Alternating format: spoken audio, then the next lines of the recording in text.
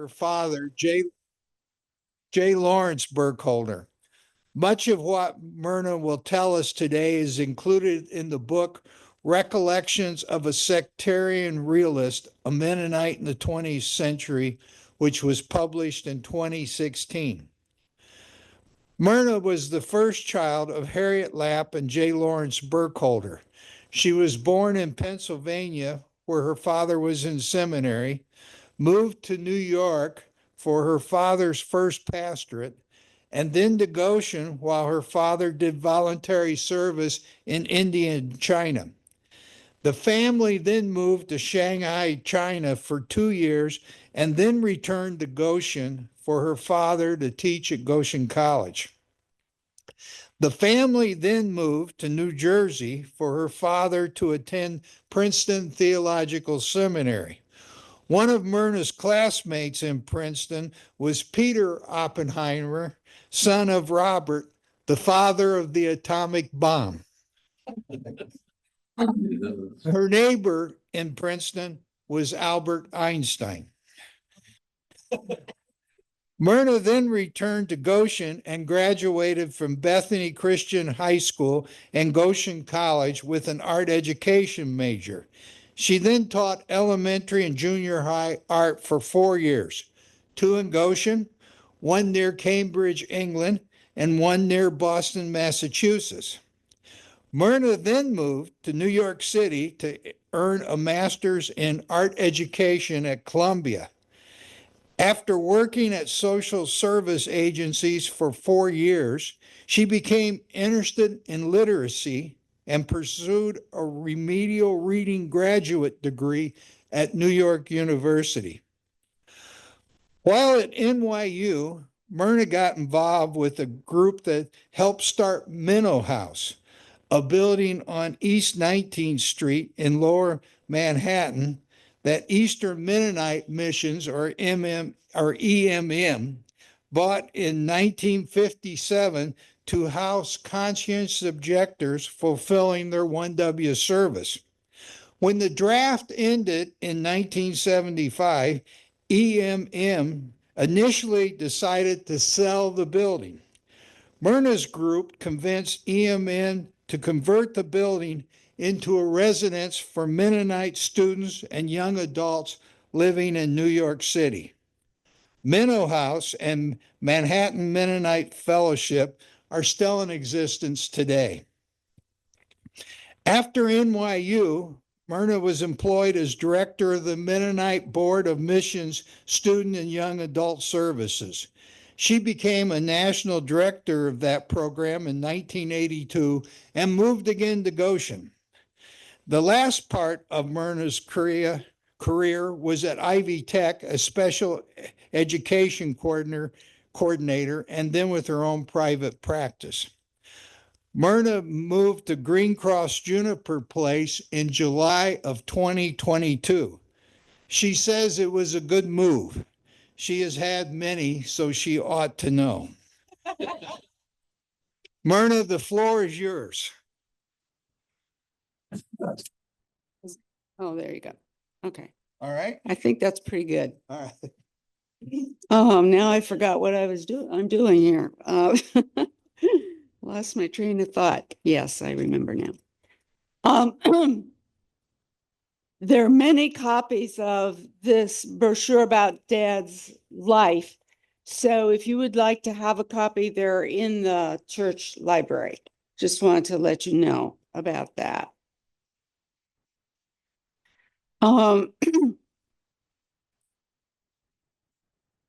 Believe it or not, my dad was born on Halloween, October 31st, 1917. His father was very unusual for a Mennonite person at that time because he taught at Shippensburg State Teachers College. Not many Mennonites were pursuing education that would lead to teaching in colleges, but he was a bit unusual. You may remember 2 of Dad's siblings, who also attended this church for many years, Evelyn Kreider, and Verna Troyer. His other siblings, Harold and Mildred, lived elsewhere.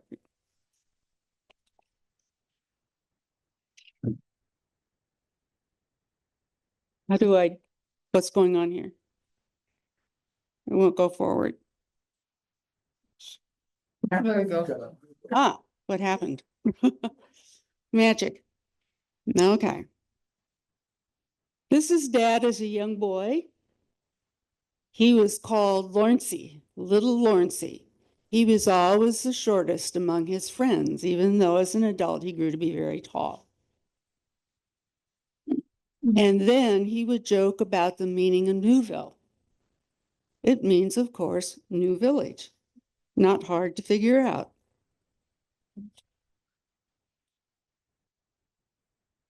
Dad attended Goshen College and studied in the summers at Shippensburg State Teachers College. So he did college in 3 years. He did so because, for one reason, he wanted to be married to Harriet Lapp, who he met when he was a freshman and she was already, I think, out of college. And so he kind of rushed through college, and they were married in August 20, 1939.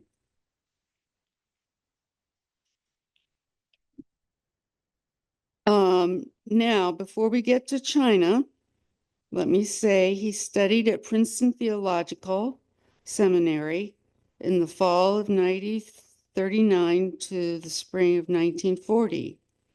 And then from 40 to 42, he earned a bachelor's degree from Lutheran Theological Seminary.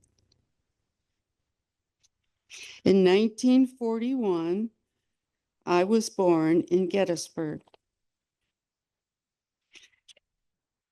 And Brother Howard was born in 1943, July 18. We had our birthdays apart. His was 1 week ahead of mine, which made me very jealous that he had a birthday before me to celebrate. From 1941 to 43, he served as pastor of First Mennonite Church in Bremen, New York. At that time, they did not salary ministers, so he had to take on various kinds of manual labor jobs in order to serve that church. And then in 1944, he worked for the Bengal Christian Council Relief Fund in Calcutta, India. And my brother and I and my mother lived in Goshen on 8th Street in what was then called the Brunk House.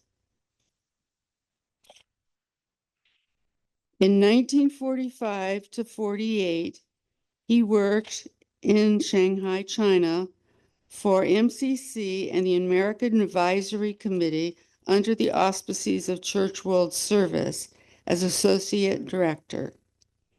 And my brother and I joined him in 1946.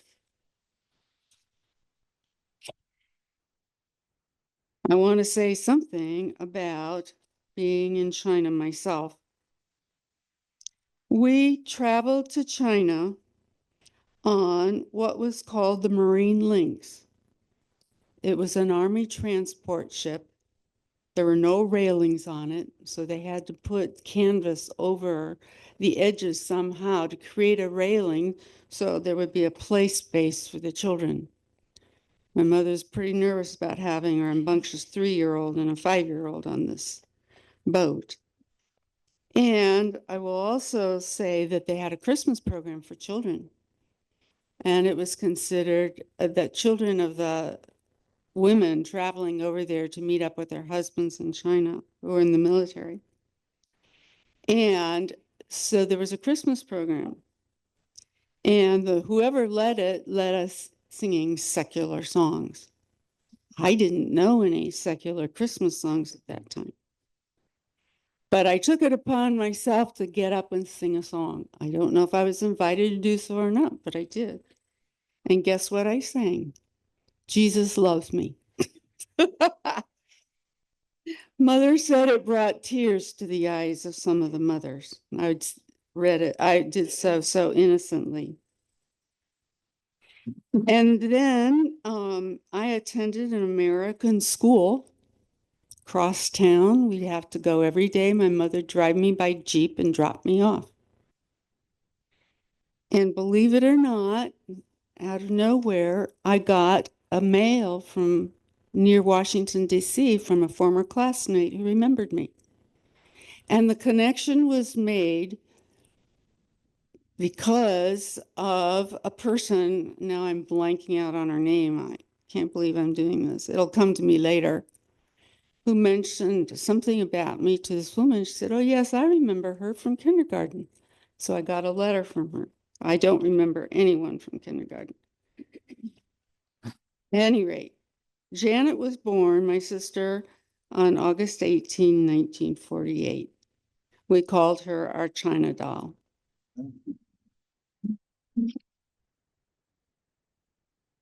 What's going on? Next picture? What? Yeah. Okay. From 1950 to 1953, my father was lecturer of Bible and philosophy at Goshen College.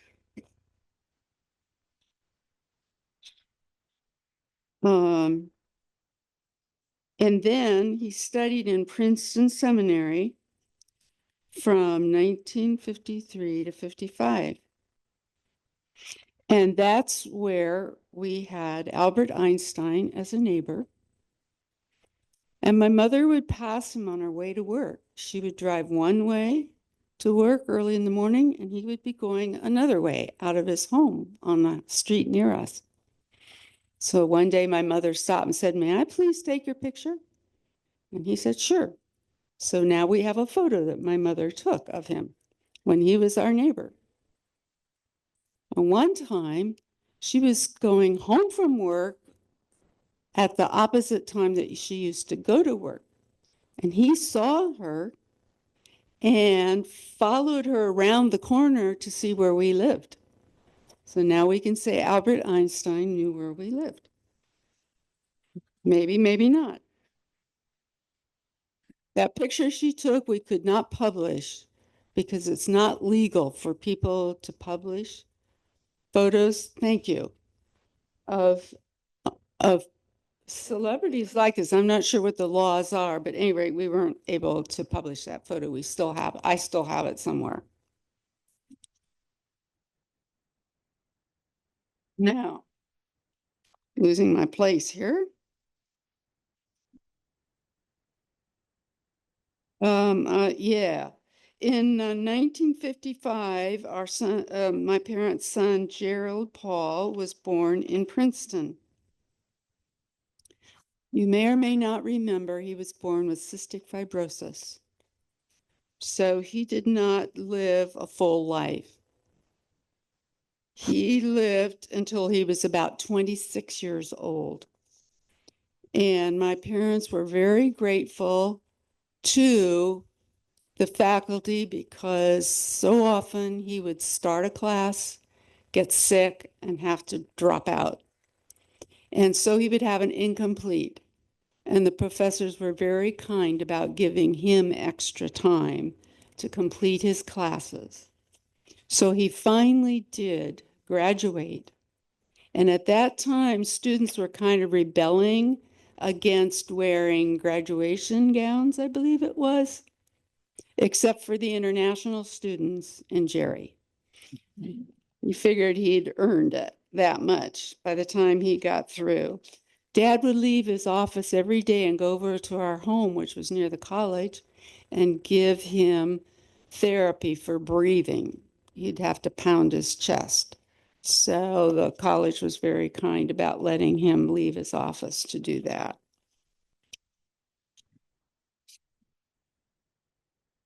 Where am I? Losing my place here. Okay. In 1958, Dad received his doctorate of theology, summa cum laude, from Princeton Theological Seminary.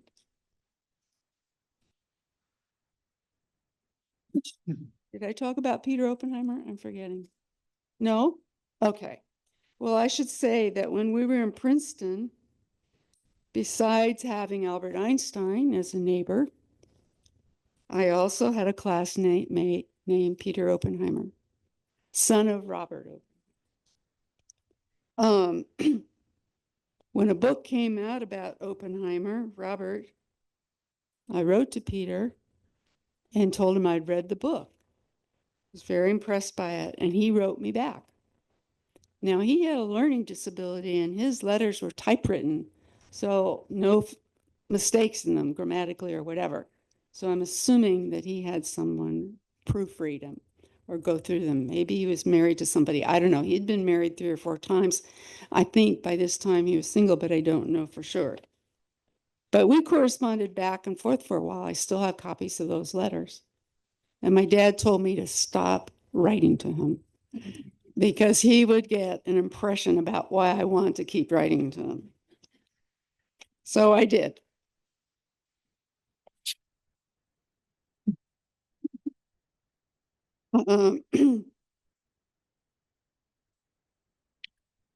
So Dad taught at the college from 1905 to 1960 as associate professor of Bible and theology.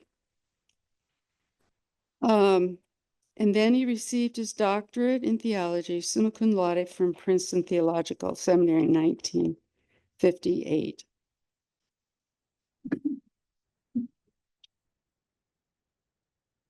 And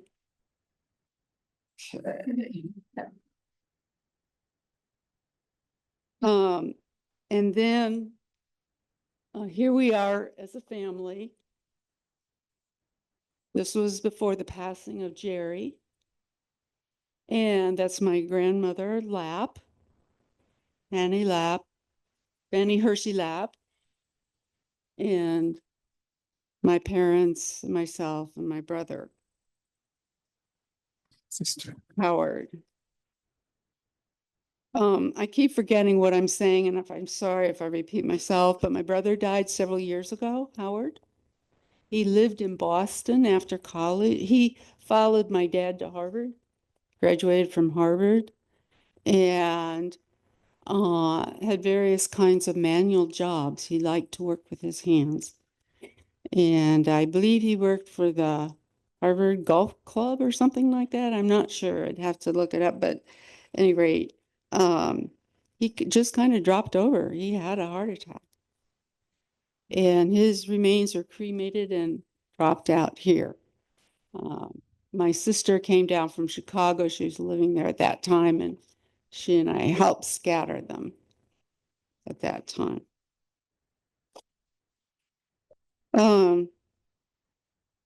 And I should also say that when my dad was teaching at Goshen College and I was a student, I took Old Testament from him. Well, you'd think I could cheat pretty easily, wouldn't you, for the final exam? So I asked him about it. He said, nope, I can't let you see it, but I'll tell you what to study. So he got out my notes and he pointed out certain things. And I don't know, I aced it somehow or other. I'm not sure how. It's the biggest cheating I've ever done, I think, in my life for educational purposes. Okay.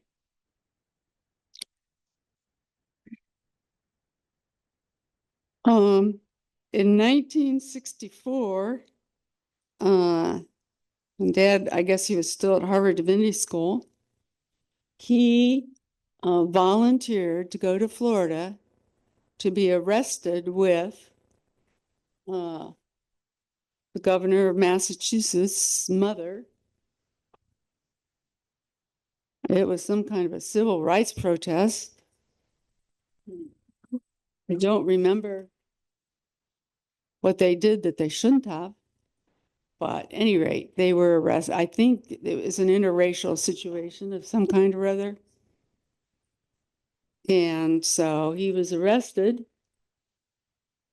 Edmund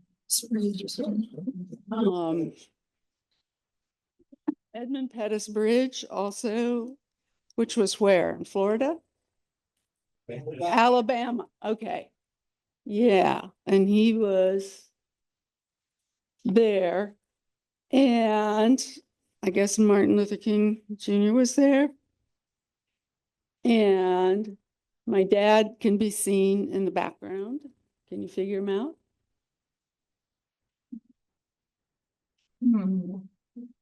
Right behind Martin Luther King. Yes. There? Right there. Yeah, I think so. Okay. Well, he was there regardless out of where he was. There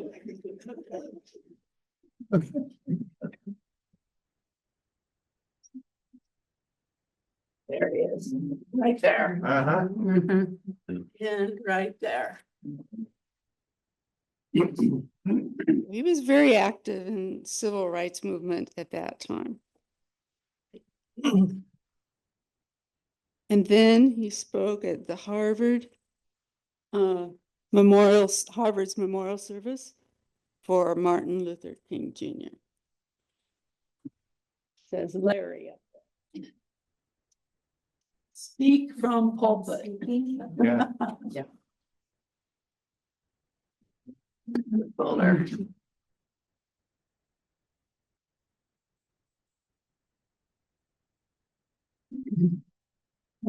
Here we are with Tim Romer. And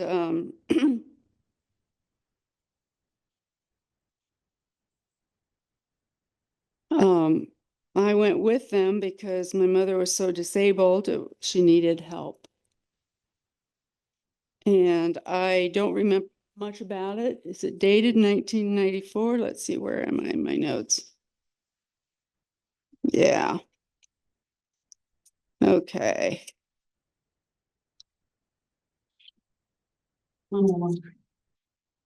Here is his speech that he gave. And here he is with Goshen College students. I think he had a reputation for enjoying his time with students, mingling with them.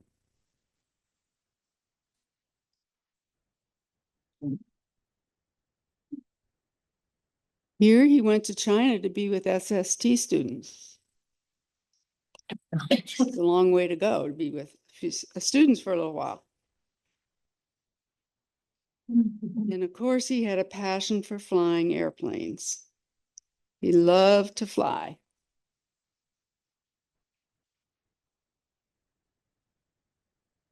And in 1910, I mean 2010,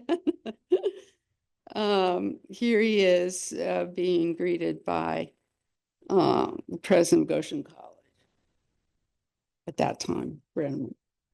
Thank you. Is that it? Oh my. We go back? It won't go back.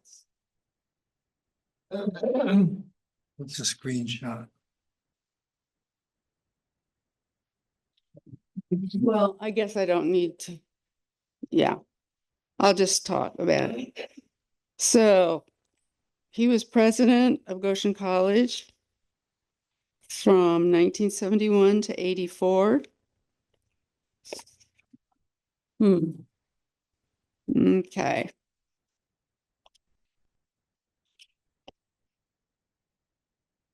You go back again. Keep going. No, just let it there. Okay. All right. So he served as president from 1971 to 1984. My brother Jerry died of complications from cystic fibrosis, which I think I already mentioned. In the summer of 2002, he had triple bypass and valve replacement surgery at Mayo Clinic, Rochester, New York. I think I drove him. I don't remember the details, but I certainly wouldn't do it again. A long way to go. It was a long trip. And then our mother died in 2007 here at Greencroft in Goshen. And he died in 2010. He was about 98 years old. So he lived a good life. If he were living today, he'd be about 107 years old. So I guess that's about it. Do you have any questions?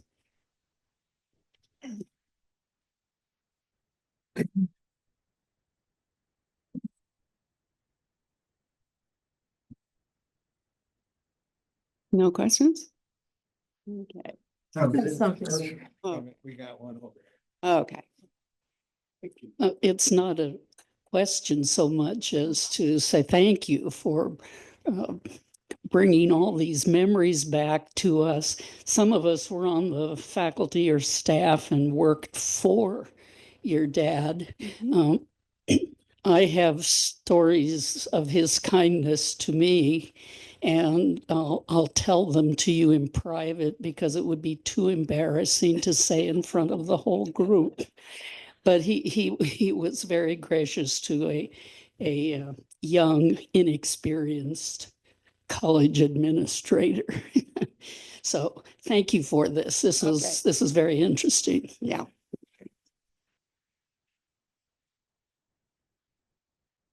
I just want to say that I recently read the book. I borrowed a copy from Myrna, but I think there are copies or a copy in the church library. And much of what she said is detailed here, and many of the photos that she showed are in the book. So if you haven't read it, I encourage you to reread it, to bring back the memories of this really spectacular person who lived among us and lived in the world and around the world, and left a wonderful legacy. So I thank you, Myrna, for sharing the personal stories that you added to this, enlivens even what is in the book. Thank you. I'll just say he was going to write this book himself. And he waited too long because when we started, he couldn't remember. So he helped me start it, but I had to pick up and carry it on. So I'm the one that completed it because he wasn't able to do so. One of my fond memories of your dad was after I was retired, and he was retired also at that point, and we would meet at the pie pantry, which is across College Avenue. That was the beginning of what later was later called the Sam Hedron, Right. named after Sam Yoder. But at that point, it was maybe, at the most 8 to 10 retired faculty who would meet with your dad.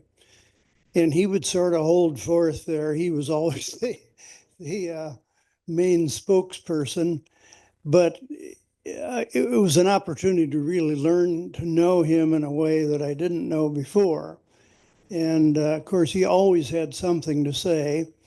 And we had some very interesting discussions there. Good. Thank you.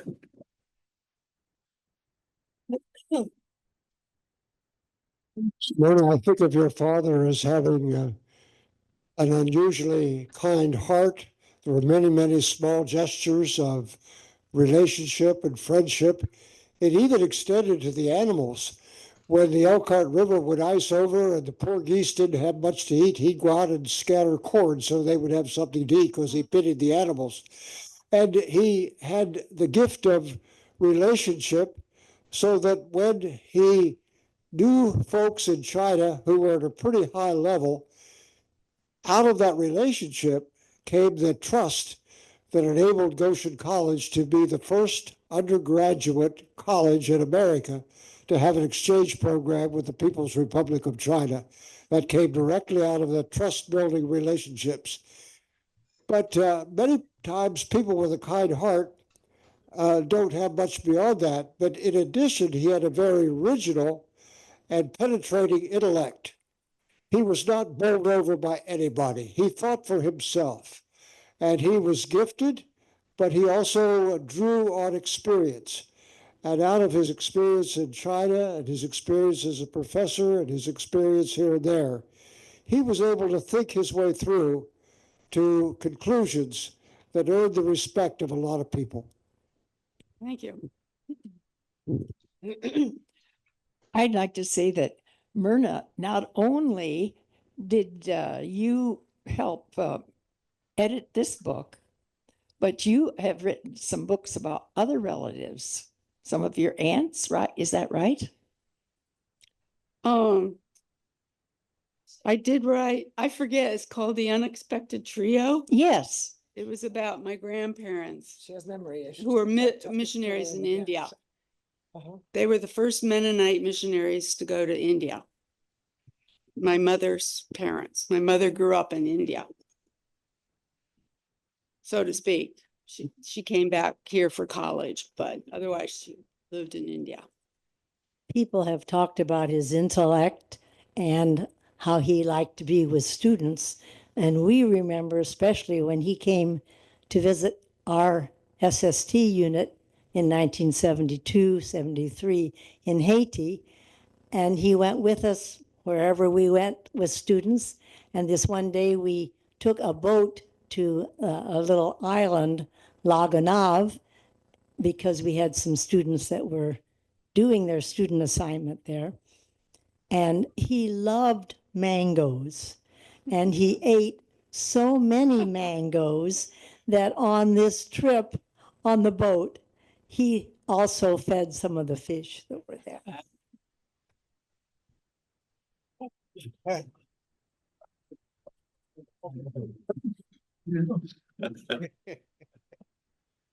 I have a question, if I may come in at this point. Myrna, I recall him saying one time that he has. Am I coming I through? don't know who's talking. It's on Zoom. Oh, okay. Yeah. I recall one time he alluded in speaking in a Sunday school context, he alluded to having some disagreements with Harold Bender about some theological and Anabaptist practices. Do you know anything about that? And if so, what was the nature of those disagreements? Well, I tell the truth, I don't remember. Is there someone here who could answer that better than I? Imagine there are. Yeah, John Letterock. okay. I have something totally different, just a memory. So, John, if you want to make a comment. This is John Letterock.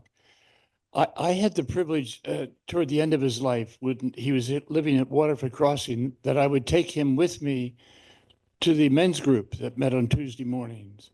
And so we had long conversations in the car, both going and coming. And many times I would drive around the loop road over there where he used to live, near the dam area, and just so he could see the house again and reminisce about it. The theological thing that I think that he was out ahead of many other people in his lifetime was I think it was his master's dissertation and not his doctoral dissertation. I'm not sure about that though. And he talked about this phrase, the limits of perfection. And that became an important phrase for me to understand out of our holiness background, like the Mennonite Church, everything be ye perfect, even as your heavenly Father is perfect. In fact, the last time he preached here at the college church, he used that as the text. Do any of you remember that? I remember that very clearly. And anyway, we would talk about that, and he said, now, this maybe is not all right, I don't know. But he said he gave the dissertation to Guy Hirschberger. And Guy Hirschberger took a red pencil and marked it all up of where he didn't agree with it. And then he gave it back to Lawrence. And Lawrence said what he did is he erased all of those markings. And then Lawrence said to me, I wish now that I wouldn't have done that. That would have been a good exhibit to have the history of that, of how someone erased what he wrote in the margins of his dissertation. Yeah. But let me just say a personal thing. It was a profound privilege of mine to escort him back and forth to those meetings and our conversations together. He was indeed a sage, an important voice in our denomination in the transitions period from more of a holiness view about everything, an absolutist view, to where there are indeed limits to our perfection.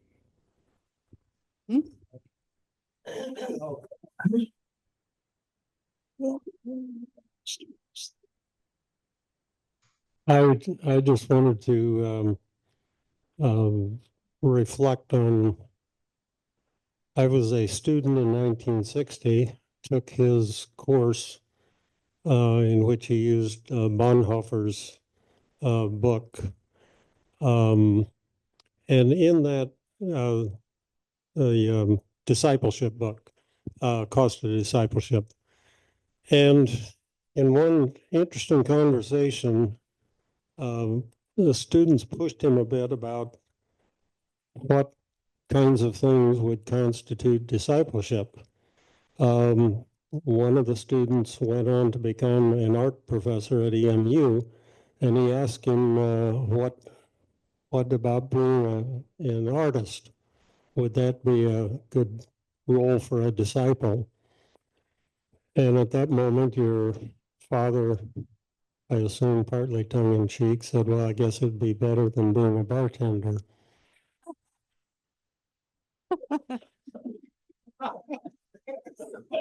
Yeah. Interestingly, that was the last year he taught at Goshen, and he went to Harvard and was there for a number of years, and then we brought him back. And he came back to be president just at the time I started teaching. And I still remember well his introductory presentation in the fall of his first semester here at the college. And at a dinner for the faculty, he said, what I would like as a kind of metaphor or symbol for my presidency would be that of the arts, to be an artist. And I've often reflected on how much impact his artist daughters might have had on his evolution from when I took the course with him to his great appreciation of the arts as a president.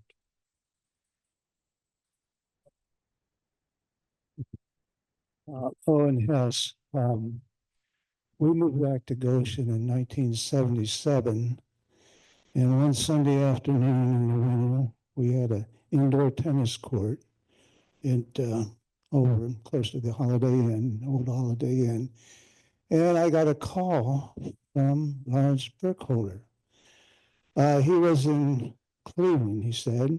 He was flying into South Bend, going to come back to Goshen, and could I reserve a court? I think it was between 4 and 5, and we would play. Well, he became diabetic somewhere along the way, and he needed the exercise. So that was our first time we played together, and we did on and off over the years. It was very interesting. Always conversation. He moved to Carter Road after leaving the presidency, which was our street for whatever, 50 years. So I would pick him up often and go over together. And again, we talked, nothing theological, John, that I recall, but anyway, and I had 2 courses from him, Fundamental of the Christian Faith as a sophomore, and Introduction to Philosophy, the last semester he taught here in That was my junior year. And he always can make things very clear. When he said something, it was profoundly presented. So I appreciated that. And it gives over the years. And actually, we went to the U.S. Open together once, but that was a 4-day time together.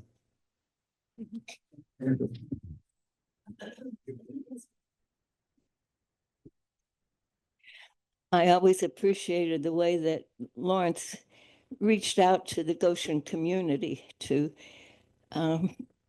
improve the relationship between our community and the college.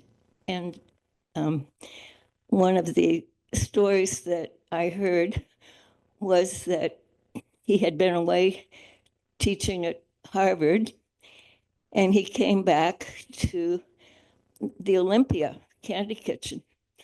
And he sat down at the counter. He walked in, and the clerk said, "Well, hi, Lawrence. Welcome back."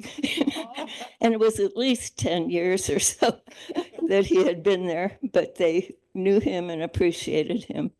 And it was a good sample, I think, of the kind of relationship he had with people outside the college community as well. And give it to Wilbur. During your father's time of being president here, we had a speaker, public speaker, who was quite left-wing.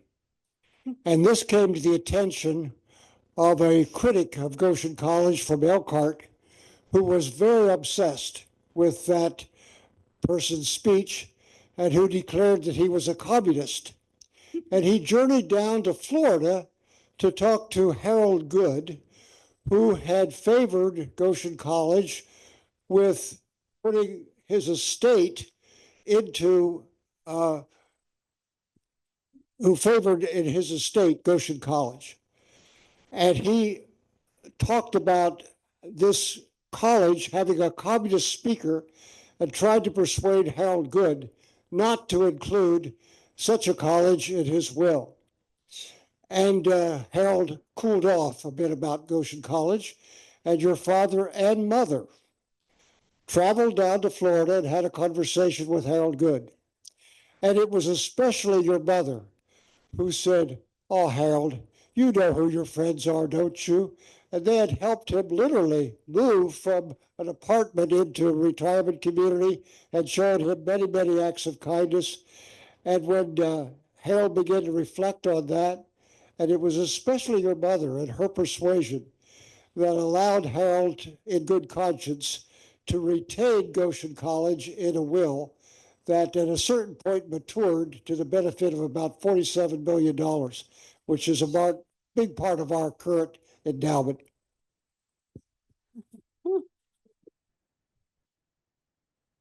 Wilbur Berkey here. I remember when I was a green faculty member here, going to, I think it was Tuesday morning coffee with a bunch of men, faculty men who met in a small restaurant along College Avenue. And I don't think it was designed that way necessarily, but he always sat at the end, extended coffee table. I think, well, it wasn't unlike what you see up there, but maybe a little bit smaller, but about a dozen of us would sit around this table on Tuesday mornings, and we were all welcome to speak, and we did. But most of the time, we had questions for him, and he held forth at the head of the table.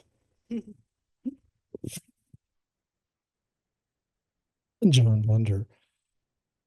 When China reopened to foreign visitors in the 1970s, your dad was one of the first people to visit some of his old stomping ground, and there's a mission focus on his presentation that one thing I remember from that visit was his surprise at the people's sense of faith. He talked about being Christian unawares.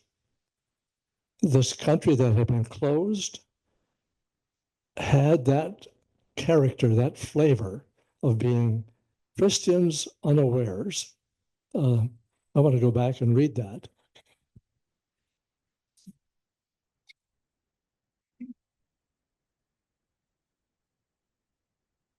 Joanne Smith, Myrna, I was in the same Old Testament class with you, and it was by far the best Bible class I had while I was at Goshen. It allowed me to doubt. For instance, two things I remember.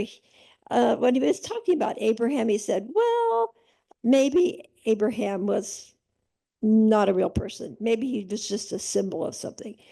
And then when it came to the Israelites crossing the Red Sea, he said, "Well, maybe it was just shallow water."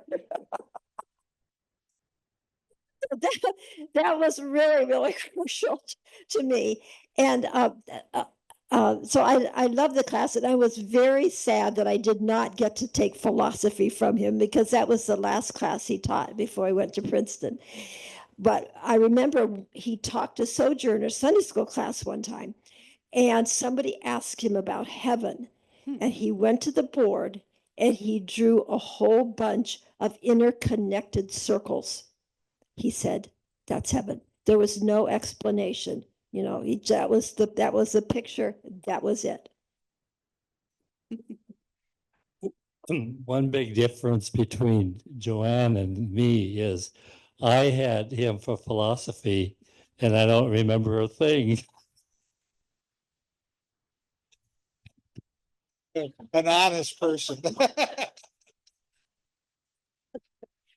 Part smoker. I had my first year of seminary, 65, 66 at Harvard Divinity School. Oh. And I was looking forward to interacting with him. But he was on sabbatical at Cambridge, England. But he came back to the campus one time and he invited me to spend some time with him in coffee. So I always remember that. Then when I finished my youth ministry assignment here in Goshen, he invited me to come and lead a new program called Living Inquiry into Faith and Experience, which was designed for students who weren't quite sure what they wanted to do. So it was a year-long program of half of their course load for that year. And I led a faith seminar that dealt with their questions. And they also spent time in sort of as a, sort of as a co-housing group with a couple, intentional community. And I did that for 2 years, and then the program closed because not enough students came, and he recognized that it probably happened a little later than it should have. I was also half-time with Center for Discipleship. But those were good years, and I remember that with him very well.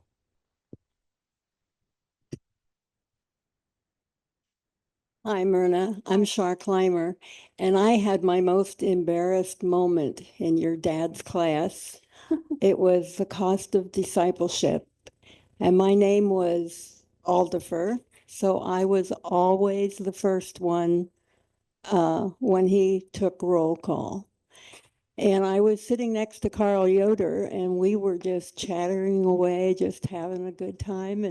And your dad said, "Shall we bow in prayer?" And I said, "Here."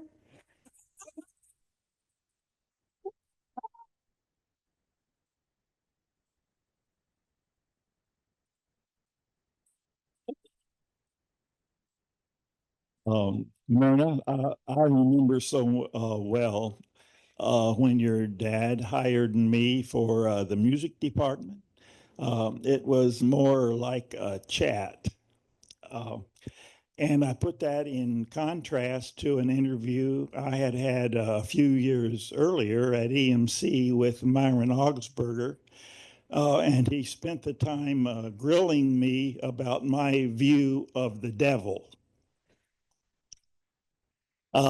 During my interview with your dad, he told a rather humorous story about a trombone player. Do you remember that? No. I'll try to recall the gist of it. It was at a church function, and the trombone player showed up as the music for the occasion, and I remember he said, I had a really sinking feeling that this was going to be a not very uplifting experience. But the trombone player turned out to be the first trombone player of the Boston Symphony Orchestra. And he said it was just a glorious rendition. And we spent most of the time chatting about music. And I was glad he didn't ask me about the devil. Oh,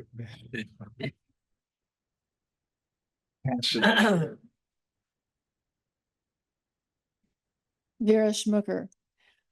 This is on a different line of interest, I suppose, but I've shared this story with you, Myrna, before, but I'm going to say it anyway. You can hear it again, see if I said it right. This is in the days when faculty retreat was still held up in Michigan at Camp Little Eden. Your father had returned from China and he had learned how to stir fry, and he knew about stir frying. Some of us were interested in learning how to do that. And that's how I remember it even came to our attention. So he gave us a demonstration. And he said, you first fry some meat, you chop it up, and then you cut some, not lettuce, but cabbage up, and you stir fry that. You add a little bit of soy sauce, and he just went through the process. Give him credit for knowing how to do that.